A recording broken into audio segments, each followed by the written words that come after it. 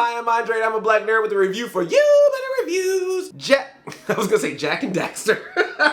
Ratchet and Clank. Ratchet and Clank getting terrible reviews, having a low score on Rotten Tomatoes, not doing well in the box office. And a lot of people have been wondering, is Ratchet and Clank as bad as it's being said online through all these critics and through its box office? I saw it and it's weird. I didn't hate the movie by any means. There's parts in it that I actually found pretty entertaining, but I'm not surprised at how it's performing because there are some elements about it that just shows the problems that we keep having when it comes to turning a video game into a movie. The movie looks nice, like it's animated well. The action is good stuff. The characters are good. I love that they use the original voice cast for Ratchet and Clank in the movies. The original voices for Dr. Nefarious and Captain Quirk, they're all in there. Drek, though, they changed him. It was Kevin Michael Richardson. Oh, come on, I want Kevin Michael Richardson. That voice is so good. That would be good to hear on the big screen like that as the villain. They changed it to Paul Giamatti, who does a great job. He's actually, of the celebrity voices, I thought the most entertaining or the best use of voice. Bella Thorne,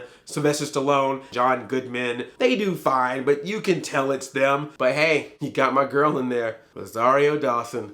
Pitter patter, pitter patter. I definitely like the PlayStation references in this. There's a part where a computer turns on, and when it turns on, it plays the old Sony PlayStation turn on theme. You're like, so that was really cool. And there was one point where Clank was trying to figure out what kind of creature Ratchet was, so he was scanning him, and you could see from Clank's vision the different types of characters he was crossing out that he could possibly be. And one of them that popped up was Daxter from Jack and Daxter, and another one that popped up was Sly Cooper. And I thought that was a neat reference. If you look at monitors or screens, there are like shots of Ratchet and Clank video games in the monitors. This is a PlayStation movie. If you are a PlayStation fanboy, if you love Sony PlayStation, this is your movie. You got it. I personally didn't have a strong connection with Ratchet and Clank because y'all know me. I feel bad about it, but in my younger years, I was a hardcore Nintendo fanboy. I didn't look at Sony. I didn't look at Microsoft. I was like, it's Nintendo or nothing. Get in or get out. But I understand for PlayStation fans, Ratchet and Clank's a big deal. It's up there with Jack and Daxter. It's up there with Uncharted or God of War. Crash Bandicoot in the early days, really playing close to the game, particularly the game that's based on this movie,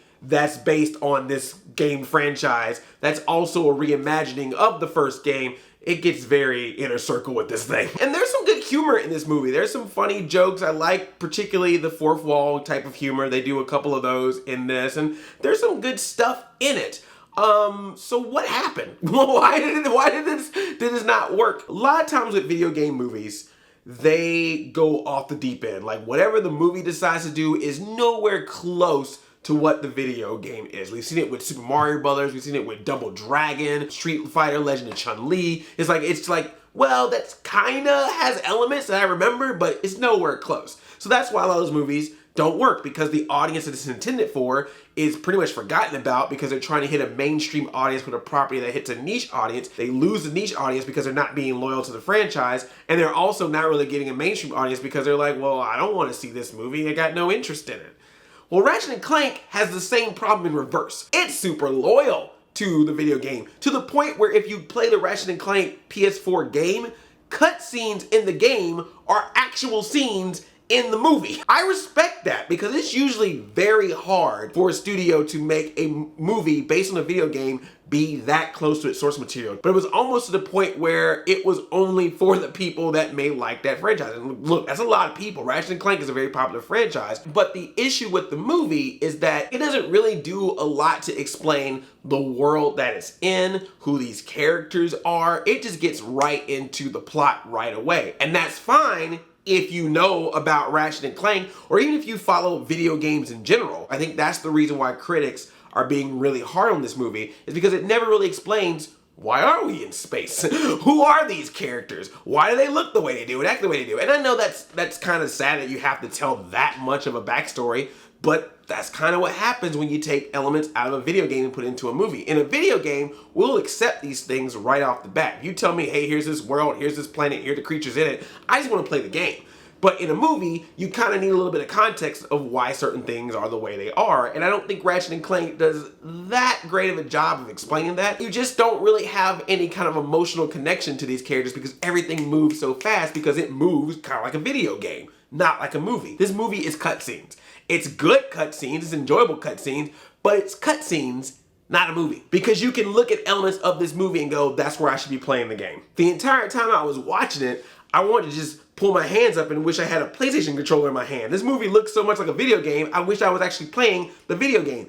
I would highly recommend, if you have any interest in knowing what Ratchet & Clank is about, probably play the video game more than go see the movie. People really seem to like the game. I played an early version of the game and I enjoyed it. Now all I can think about is going to get the game so I can play it at home. Maybe the game was just so good that it messed up the movie. Maybe the game is the one at fault. I thought maybe making an animated version of a video game would work better because that's at least a little bit closer to the source material. But yeah, it kind of just makes you want to play the video game. I don't know now if I want to see a Super Mario Brothers CGI movie or a Legend of Zelda CGI movie because I'm like, the video games can do that. The video games can tell me that story. I think what would have done better with this movie is this should have been on Netflix or it should have been on PlayStation. It could have been a PlayStation Plus original. Like if you had a PlayStation Plus account, you would get a copy of Ratchet & Clank. Or maybe they made a deluxe version of the Ratchet & Clank video game that came with the movie on Blu-ray and then maybe a Ratchet & Clank figure. Then the movie would have seemed like an incentive, an added bonus, something special to get with the experience of the video game,